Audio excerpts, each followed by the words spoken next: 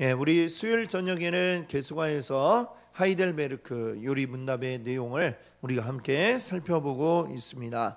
이 하이델베르크 요리 문답은 이제 종교 개혁의 첫 세대에는 이제 루터나 또 깔뱅이나 이런 분들이 있었다면 이제 한 2세대쯤 되어서 이제 개신교의 그 주된 내용 원리들을 이제 학교에서 학생들에게 가르치기 위해서 만들어낸 그 하이델베르크 지역의 학생들을 위해서 이제 만들어낸 것이 바로 이 하이델베르크 요리 문답입니다.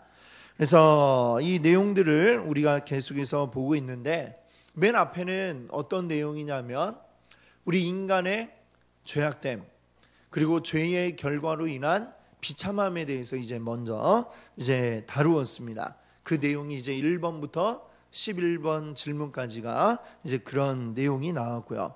그 다음에 이제 12번에서부터는 그럼 이제 그 죄의 비참함이 아담 이후로 우리 모든 인류에게 이제 임하게 되었는데 그럼 이거를 어떻게 할 것인가 라고 하는 것이죠. 자, 그래서 이제 그것은 무엇으로 가능하느냐? 오직 믿음으로 우리가 그 하나님의 은혜를 누리고 죄로부터 자유하게 된다라는 이야기를 이제 하였습니다.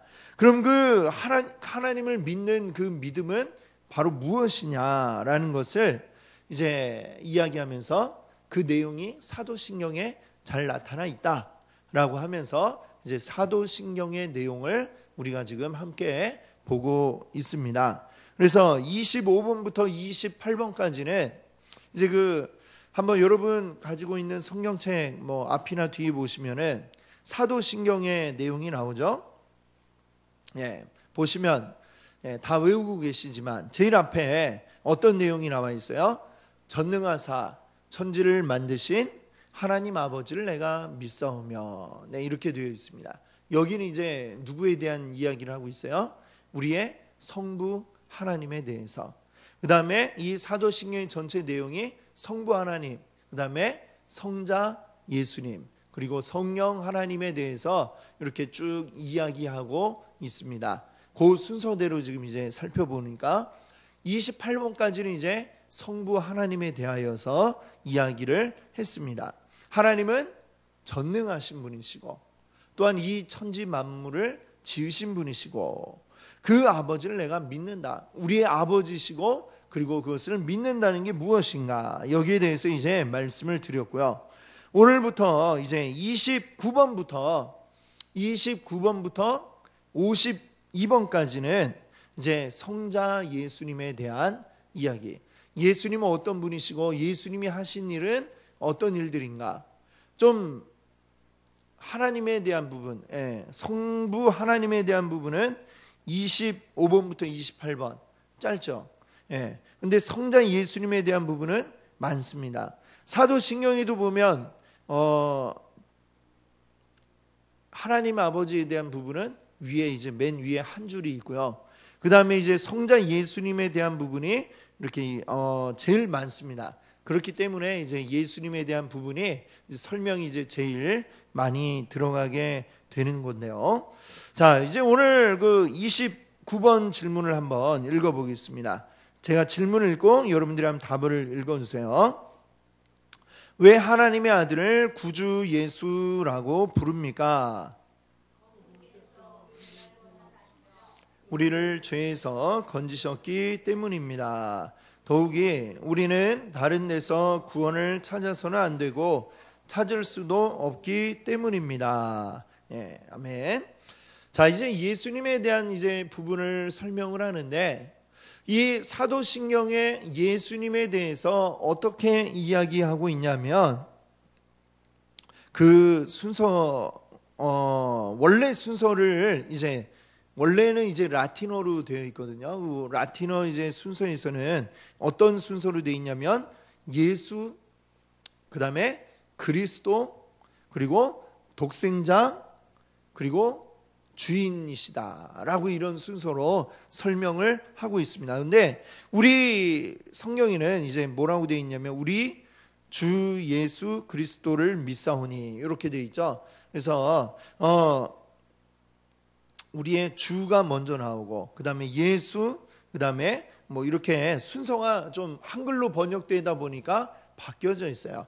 그런데 이제 이 요리문답은, 하이델베르크 요리문답은 이제 원래의 그 순서에 따라서 설명을 하겠죠. 그래서 오늘 이제 먼저 예수님에 대한 그 이름에 대해서 이야기를 묻고 있습니다. 사실 우리가 예수 그리스도라고 이렇게 주로 부르고 있죠. 그렇죠? 근데 엄밀히 말하면 예수는 뭐냐면 이름입니다. 이름. 우리가 예수님이라고 부르는 그분의 이름, 네임이 이제 예수이고, 오늘 그 마태복음 1장 21절에 나오죠. 그 이름이 어떻게 나오게 되었는지, 아들을 낳으리니 이름을 예수라 하라 이렇게 했습니다. 그 이름의 뜻이 뭐라고 그래요? 자기 백성을 그들의 죄에서 이제 구원할 자다라고 이렇게 말씀하고 있습니다. 이게 바로 예수라고 하는 이름의 뜻이고, 자, 예수는 그 이름이고요. 그리고 그리스도는 뭘까요? 그리스도는 사실 이제 직분이라고 할 수가 있어요. 직분. 본래는 이 그리스도라고 하는 말은 구약 성경에 무엇입니까? 이제 기름 부음 받은 자라는 뜻을 가지고 있는 이제 메시아라는 그 말이 헬라어로 이제 넘어오면서 이제 그리스도라고 이렇게 되었거든요. 메시아나 그러니까 그리스도나 같은 말이죠. 근데 그리스도는 뭐냐면 이제 직분이라 할 수 있겠죠. 만약 이제 저를 예로 들어본다면 저희 이름은 뭐예요? 이동현. 저희 이름은 이동현이고, 저희 직분은 뭘까요? 목사. 그렇죠. 그럼 저를 부를 때 여러분들이 이동현 목사 이렇게 부르는 것처럼 우리가 예수님을 부를 때 예수 그리스도라고 부릅니다. 하지만 사실 이제 뭐 따로 또 우리가 예수님이라고도 부르고 또 우리의 그리스도라고도 부르는데, 예수하고 그리스도가 같은 뜻은 아니죠. 그렇죠? 나의 이름 이동현, 그리고 나의 직분 이제 목사, 이렇게 사실은 이게 목사 이코르 이동현 이거는 아니죠. 나는 나고 나의 직분이 목사이고, 이런 것처럼 예수님에 있어서도 예수님의 그 이름은 예수인 것이고 예수님의 직분이 그리스도다라고 하는 이 차이점을 우리가 기억을 하고 있으면은 더 잘 이제 우리가 또 이해를 할 수 있을 것 같습니다. 오늘은 이제 그 이름인 바로 예수에 대해서 이제 생각을 하려고 하는데, 이 이름의 뜻이 좀 전에 마태복음 1장 21절에 뭐라고 그랬어요? 자기 백성을 그들의 죄에서 구원할 자다라고 했습니다. 자기 백성을 그 죄에서 구원할 자다. 사실 이 예수라고 하는 이름은 구약에 이제 유대인들이 히브리 말로 이제 부르는 다른 어떤 이름의 이제 헬라어식으로 이제 바뀌어진 게 예수예요. 그럼 혹시 여러분 이렇게 추측을 할 수 있으실까요? 예수의 그 원래 히브리식 이름이 뭘까요? 여러분이 잘 아시는 이름 가운데 있어요. 이 유명한 구약에 나오는 사람들 이름 가운데 비슷한 이름을 찾아본다면 뭐가 있을까요? 그렇죠.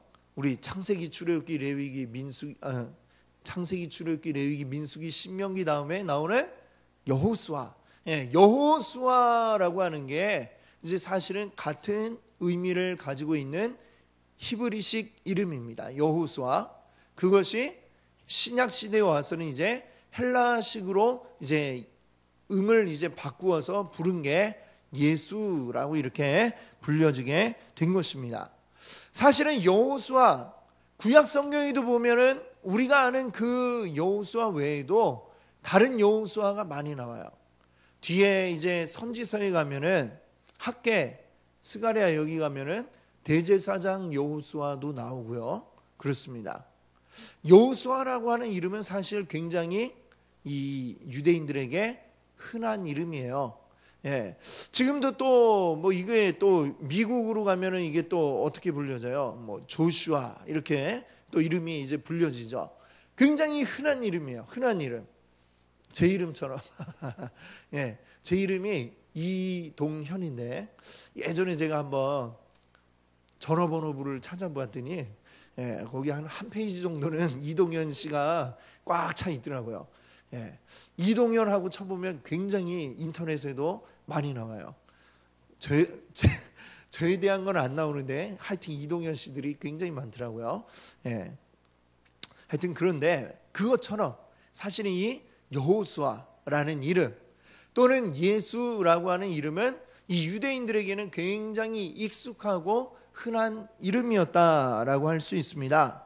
자, 그런데 그런 흔한 이름이었음에도 불구하고 왜 예수, 우리가 알고 있는 이 신약 성경이 나오는 그 예수님의 이름이 아주 우리에게 특별할 수 있는 그 이유가 무엇이냐? 그 이유가 무엇일까요? 예수님이 바로 그 이름과도 같이 우리를 구원하신 분이시기 때문에 그렇다라고 할 수 있습니다. 근데 우리를 어디에서 구원하셨어요? 우리를 죄에서 구원하신 분이다 라고 하는 이 사실을 오늘 우리가 기억할 수 있기를 바랍니다. 우리가 예수님을 믿는 이유가 무엇인가? 무엇일까요? 우리 죄의 문제를 해결하기 위해서 사실은 우리가 예수님을 믿는 것입니다. 사실 우리가 처음에 이제 교회에 전도받아서 올 때에 이 예수님이 우리의 구원자다라는 것을 우리가 알고 깨달아 가지고 오게 되는 경우는 많지 않죠. 이제 뭐 오다 보니까 이제 또 이렇게 알아가다 보니까 나는 죄인이고 우리의 구원자 예수님이시구나 이렇게 이제 뒤에 깨닫게 되는 경우가 많은데 이제 뭐 흔히 뭐 하는 말로 뭐 예수 믿고 복 받으세요 이렇게 얘기할 때에 그 말을 듣는 분들이 대부분 생각하는 게 어떤 복을 생각할까요? 그냥 이 세상에서 잘 되는 뭐 오복이 뭐 어떤 게 있어요? 뭐 장수하고 잘 살고 뭐 자식 복이 있고 또 뭐 건강하고 뭐 이런 것들 하는 일 잘 되고 건강하고 장수하고 뭐 기타 등등 이런 것들의 그런 복을 아마 떠올리면서 이제 그걸 얻기 위해서 나오는 분들이 많이 계실 거예요. 처음에는 그렇게 올지라도 또 처음에는 그런 분들이 기도할 때에 기가 막히게 또 응답이 되는 경우들도 많이 있습니다. 굉장히 인생에 있어서 갈급하고 참 다급한 어떤 문제를 붙잡고 와가지고 이제 기도를 하고 이제 해결이 돼서 정말 하나님이 계시다는 것을 알게 되고 믿게 되는 이런 경우들이 있죠. 그런데 믿음의 어떤 우리가 처음 초보 단계에서는 그런 것들이 필요하죠. 하나님을 알기 위해서 하나님이 계시다는 걸 알기 위해서 필요하지만 우리의 믿음이 성숙해져 나갈수록 우리는 뭘 알아야 되느냐? 예수님은 우리에게 어떤 우리의 병을 고쳐주시거나 우리의 복권이 맞게 해주시기 위해서 아니면 또 우리가 부자 되게 하기 위해서 우리가 승진하기 위해서 뭐 어떤 시험에 합격하도록 해주기 위해서 예수님이 계시는 것은 아니다 라는 사실을 우리가 기억해야 되겠습니다. 예수님은 우리를 어디에서 구원해 주시는 분이냐? 인생의 문제, 가장 시급한 문제는 바로 무엇이냐면 바로 죄의 문제인 줄로 믿습니다. 우리 인생의 가장 시급한 문제, 아무리 이 땅에서 잘 살고 부자가 되면 뭐합니까? 이 땅에서 200살을 살면 뭐합니까? 그의 영혼이 구원받지 못했다면 그것은 아무 의미가 없는 것입니다. 왜? 이 땅에서 아무리 오래 살아도 우리가 100년, 120년 그 정도 살면 다 떠나가게 되죠. 이 땅에서의 수명 우리가 120년을 잡는다 치더라도 영원의 시간에 비한다면 120년은 눈곱만큼도 안 되는, 티끌만큼도 안 되는 아주 짧은 시간이라 할 수 있을 것입니다. 죄의 문제가 해결이 되지 않는다면 그 영원의 시간을 우리는 고통과 괴로움 가운데 지낼 수밖에 없는 것이죠. 이 땅에서 아무리 잘 살아도 그것은 순식간에 휙 하고 지나가 버리는 그 시간 아무 의미 없는 시간일 수밖에 없습니다. 그러나 이 땅 가운데 우리가 있는 그 휙 하고 지나가는 시간 동안에 우리가 온전하게 예수 그리스도를 믿어서 우리의 영혼이 살게 된다면 우리 다가올 그 영혼을 우리가 준비할 수 있는 것이죠. 바로 그 영혼을 위하여 우리 예수 그리스도께서 오셨다라고 하는 이 사실을 오늘 우리가 기억할 수 있기 바랍니다. 바로 그것이 우리에게 가장 중요한 것입니다. 예수님은 왜 우리에게 오셨는가? 바로 우리의 죄의 문제를 해결하시고 우리를 구원하기 위해 오셨다는 이 사실을 우리가 놓쳐버리면 이 기독교는 세상의 다른 종교들과 아무런 구별될 것이 없는 것이죠. 수능 시험이 가까워 오면 저 절에도 얼마나 열심히들 절을 하고 계신지 몰라요. 100일 동안 새벽마다 가가지고 그 절을 하고 1000배를 하고 그렇게 옵니다. 1000번을 이렇게 막 앉았다 일어나기도 힘들 텐데 엎드려가지고 절을 하면 얼마나 힘들까요? 그렇게 열심히 하죠. 거기도 교회도 열심히 와가지고 기도를 하죠. 그 차이가 뭐가 있어요? 우리가 똑같이 이 세상의 것들을 가지고 우리가 구하고 예수님이 그것을 이루어 주실 분이라고 생각한다면 그 절에 가서 절하는 분들하고 우리하고 아무런 다를 게 없는 것입니다. 오늘 우리에게 가장 중요한 것 바로 예수 그리스도께서 우리 죄의 문제를 죄에서 우리를 구원하기 위해 오셨다라고 하는 이 사실을 오늘 우리가 기억할 수 있기를 바랍니다. 바로 그것입니다. 바로 예수님이 우리의 구원자이시다라는 이 사실을 우리가 기억해야 되겠습니다. 자, 그러면 뒤에 질문 30번을 한번 보세요. 제 질문을 읽어볼게요. 자신의 구원과 행복을 성인이나 자신에게서 찾거나 혹은 다른 곳에서 찾는 자들은 예수님을 믿는 것입니까? 예, 답을 읽어보세요.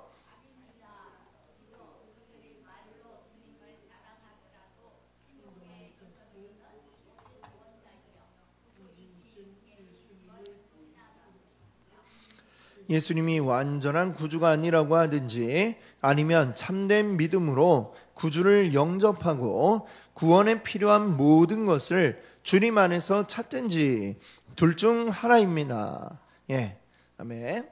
자, 여기 답을 보니까 우리 예수님은 어떤 분이라고 얘기를 하고 있냐면 두 번째 줄 맨 앞에 보면 오직 구원자이며 오직이라고 했는데 좀 다른 말로 바꿔보면 유일한 구원자이시다라고 이렇게 이야기할 수 있을 것 같아요. 유일한 분이시다. 우리 구원에 있어서 필요한 분은 오직 예수님뿐이다라는 것을 이야기하고 있고 그 다음에 두 번째 줄 맨 뒤쪽에 보시면 예수님이 완전한 구주 예수님은 또한 완전한 구주라고 했습니다. 즉 우리의 구원에 있어서 예수님은 유일하시며 완전한 분이시다. 예수님은 우리 구원의 유일하고도 완전한 조건이다 라고 하는 사실을 우리가 기억해야 되겠습니다. 근데 오늘 그 질문에 보면 지금 이 하이델베르크 요리문답이 쓰여진 것은 이제 종교개혁이 이루어진 지 그다지 오래되지 않은 때라고 말씀을 드렸죠. 종교개혁 이제 2세대쯤 되니까 뭐 이루어진 지 아직 한 100년 정도 그 정도밖에 안 되었을 시간입니다. 가장 이 시대의 첨예한 문제는 이제 구교인 카톨릭과 개신교와의 차이가 뭐냐? 그리고 왜 우리는 이렇게 따로 떨어져 나올 수밖에 없느냐? 지금 이 문제가 이제 계속 첨예하게 이제 문제가 됐겠죠. 그러다 보니까 이제 이런 질문을 하고 있는 거예요. 카톨릭이 하고 있는 거에 대한 이제 질문을 하는 거죠. 카톨릭에서 이야기하는 어떤 성인이나 또는 자신에게서 어떤 구원의 그 실마리를 찾는 것, 이게 과연 예수 그리스도를 믿는다고 하면서 성인을 찾는 게 가능한 일이냐라는 것을 이제 묻고 있는 것입니다. 이제 우리 계속 요 10월 달에 우리가 이 종교 개혁에 대해서도 계속 이야기를 하고 있습니다만, 그러다 보니까 이제 또 카톨릭과, 아무래도 우리가 카톨릭과 분리되어서 나왔기 때문에 카톨릭 얘기를 이제 계속 자꾸 할 수밖에 없죠. 우리가 저 카톨릭 성당을 공격하는 게 아니라 하여튼 왜 다른가, 이 사실을 이제 우리가 알아야 되는 것입니다. 카톨릭에 보면 근데 가장 큰 차이가, 모든 그 성당에 들어가 보면 앞에 성모 마리아 상이 있어요. 없는 데는 한 군데도 없을 거예요. 성모 마리아 상이 있고, 그리고 사람들은 그 앞에서 이렇게 하고 기도를 하고 이제 들어갑니다. 그럼 그게 왜 그러느냐? 성모 마리아를 예수님의 어머니이기 때문에 예수님의 어머니는 다른 사람들과 다르다라고 이렇게 생각을 하고 있습니다. 특별한 존재다라고 생각을 하고 있는 거예요. 그렇기 때문에 이 성모 마리아에게 기도하면 성모 마리아가 우리의 기도를 가지고 이제 하나님 앞에 전달한다, 이런 의미를 가지고 있기 때문에 그 앞에 가서 기도를 한단 말이죠. 또는 다른 성인들이 굉장히 많이 있잖아요. 성인들이 많이 있어요. 성 누구 이렇게 우리가 부르죠. 발렌타인데이도 그게 무슨 날이에요? 성 발렌타인의 날 해갖고 성 발렌타인데이고, 그런 식으로 이제 성 베드로, 이 성인 앞에는 성 누구 하고 이제 붙입니다. 지난 주일에도 말씀드렸지만, 우리나라에 처음 이 천주교가 전래됐을 때, 또 그때 믿고 순교한 분들 가운데도 성인으로 인정해갖고 성 앞에 이렇게 성이라고 붙이는 분들이 있어요. 그분들의 역할은 뭐냐? 우리와 다른 또 특별한 존재라고 이렇게 이야기를 하는 거야. 사람이 아니라 더 특별한 천사와 같은 아마 그런 존재로 이야기를 해서 성모 마리아처럼 우리의 기도를 가지고 이제 하나님 앞에 올리는 역할을 한다든지, 아니면 그 성인이 또 우리를 보호해주는 역할을 한다든지, 이런 식으로 하는 거죠. 그러니까 천주교에서는 또 영세 받을 때 어때요? 그 영세명을 주죠. 그 성인들의 이름을 가지고 붙인단 말이에요. 그럼 그 성인과 나와 뭔가 관계가 있는 것처럼 이렇게 여기며 살아가도록 그런 어떤 성인들의 이름을 붙여주는 것이죠. 그럼 이런 것들이 그러면 왜 잘못이 되었는가? 자, 우리의 기도가 주님께 올라감에 있어서, 또는 우리가 구원받아 온전한 성도로 살아감에 있어서 예수 그리스도 외에 다른 무엇이 필요한가? 우리의 구원에 다른 어떤 것이 필요한가? 성경은 그렇지 않다라고 이야기를 합니다. 성경은 사람은 다 똑같다라고 얘기를 하고 있잖아요. 로마서에서 바울이 뭐라고 했어요? 의인은 없나니 하나도 없다. 사람은 누구나 다 똑같습니다. 그 성인이라고 부르는 자들도 우리와 다 똑같은 자들이고, 성모 마리아도 물론 사람 중에는 좀 나은 사람이 있겠죠.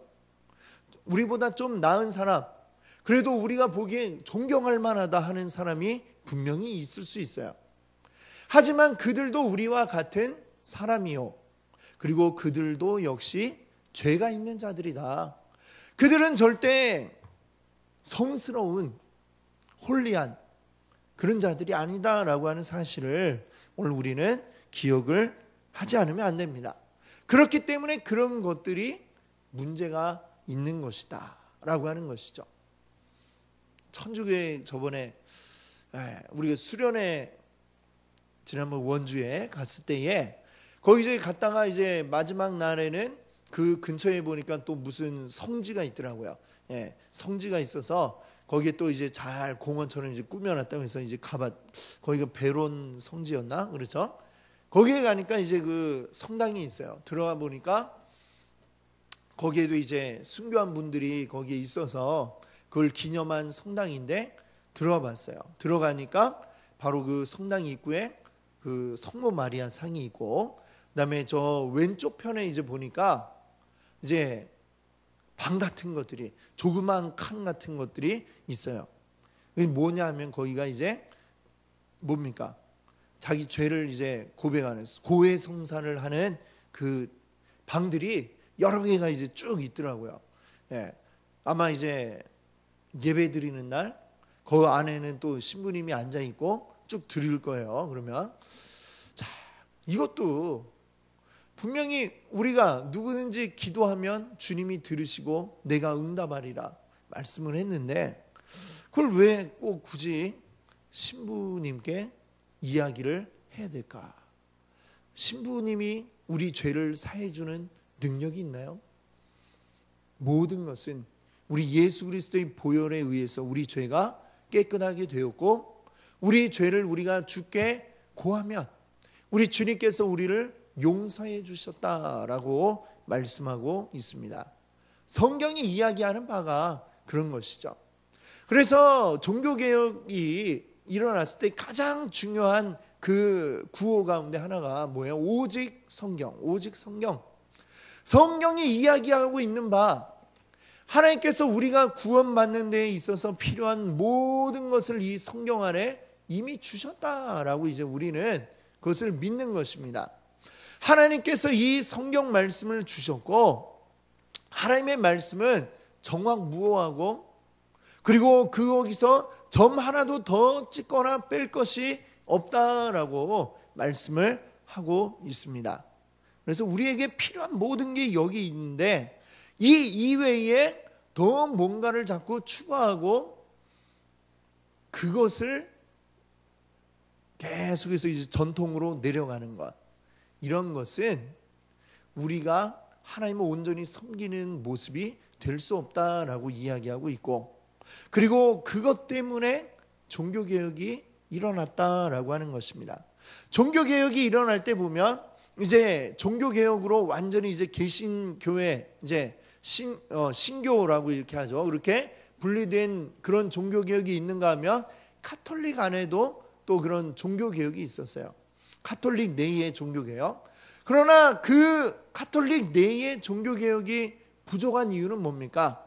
물론 여러 가지 부정과 부패 이런 것들을 척결하는 데에는 그 것들이 앞장을 섰겠지만, 그러나 더 근원적인 성경 말씀대로 이루어지지 못하고 있는 이런 부분들은 없애지 못하고 그대로 안고 갔기 때문에 그 천주교 안에 있었던 종교개혁은 그냥 미완의 종교개혁이다라고 이렇게 말할 수밖에 없는 것이죠. 그때의 루터나 칼뱅이나 이런 종교개혁자들은 완전히 밖으로 나와서 온전하게 다시 우리는 말씀으로 돌아가자 했기 때문에 다시금 말씀으로 돌아가는 개혁이 이루어진 것이고, 그것에 의해서 이제 오늘날 우리가 계속 믿음을 가지고 있는 것입니다. 어떤 사람이라든지 또는 천주교에서는 또 강조하는 게 뭐예요? 선행을 강조하죠. 물론 선행을 해야 돼요. 우리가 구제하는 일도 해야 되고 이웃을 돌아보고 당연히 우리가 해야 할 일입니다. 그러나 이제 그것이 우리의 구원의 어떤 기준이 될 수 없다라고 하는 사실도 우리가 기억을 해야 되죠. 우리가 이미 구원받은 자로서 하나님의 말씀대로 합당하게 살아가다 보니 우리가 선행을 하게 되는 것하고, 우리가 구원받기 위한 어떤 조건으로 선행을 하는 것하고는 완전히 다른 문제이죠. 그래서 보면 이제 가톨릭에서는 그런 어떤 돌아가시기 전에 교회에다가 이제 전 재산을 바치거나 하는 분들도 많이 계세요. 많이 계신 이유가 물론 선하고 좋은 뜻이 있겠지만 어떤 자기 구원에 확실한 어떤 그 마침표를 딱 찍기 위해서 뭔가 부족한 것 같은 거를 마지막 죽는 순간 이제 그거를 탁 주께 드리고 이웃을 위해 사용함으로써 구원의 어떤 확실한 마침표를 딱 찍고 싶다, 이런 마음이 있어가지고 그렇게 하는 분들이 많다라고 하는 것을 우리가 알아야 됩니다. 그러니까 이를테면 구원의 확신이 부족하기 때문에, 그래서 그걸 가지고 보상받기 위한, 이거를 하면 내가 확실하게 구원받을 수 있다라는 이제 그런 심리가 있다라는 사실을 또 우리가 이제 기억을 해야 되겠습니다. 그래서 우리는 분명히 알아야 되지만 우리의 어떤 행위나 뭐 착한 일을 많이 하고 선행을 많이 한다든지, 아니면 때로는 뭐 어떤 고행을 한다든지, 또는 뭐 금식을 뭐 엄청나게 많이 한다든지, 이런 것들이 우리의 구원의 조건이 절대 아니다라는 사실을 우리가 잊어서는 안 됩니다. 그것을 늘 기억하고 있어야 됩니다. 그런 것들은 아무것도 아니고, 그런 것 말고 우리는 오직 오늘 말씀한 것처럼 유일하고 완전한 예수 그리스도를 통해서만 우리는 구원을 받는다라고 하는 이 사실을 우리가 기억해야 되겠습니다.